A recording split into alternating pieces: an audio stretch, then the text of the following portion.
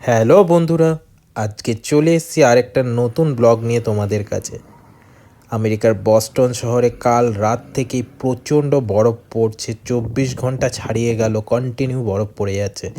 তো কাল রাতে বেরিয়েছিলাম এই ভিডিওটা করতে, তারপর সারা রাত বরফে আর বেরাতে পারিনি। সকালে উঠে দেখি এরকম অবস্থা।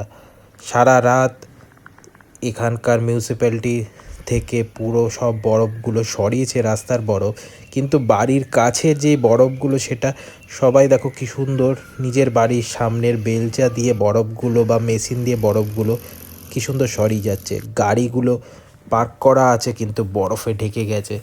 তো আমিও রাস্তার ধার দিয়ে আমাদের গাড়িটার দিকে এগাচ্ছিলাম, তখন চারিদিকে দেখো সবাই এত বরফ জমেছে যে সবাই নিজের ঘরের পাশ থেকে, গাড়ির পাশ থেকে এত বরফগুলো সরাচ্ছে।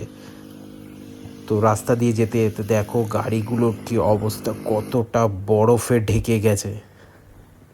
এই রাস্তাগুলো এখান থেকে গভর্নমেন্ট থেকে ঠিক করে সব কিছু বরফ সরিয়ে দিয়েছে, বাট গাড়িগুলো দেখো সবাই বেলচা দিয়ে এরকমভাবে নিজের নিজের গাড়িগুলো সরাচ্ছে। অনেক কষ্টকর, তাই করতে তো হবেই। তাই আমিও চললাম আমার গাড়ি এইভাবে পরিষ্কার করার জন্য। কতটা বরফে ঢেকে গেছে, একটু একটু একটু একটু করে সব বরফ সরিয়ে তারপর বের করলাম গ্যারাজ থেকে।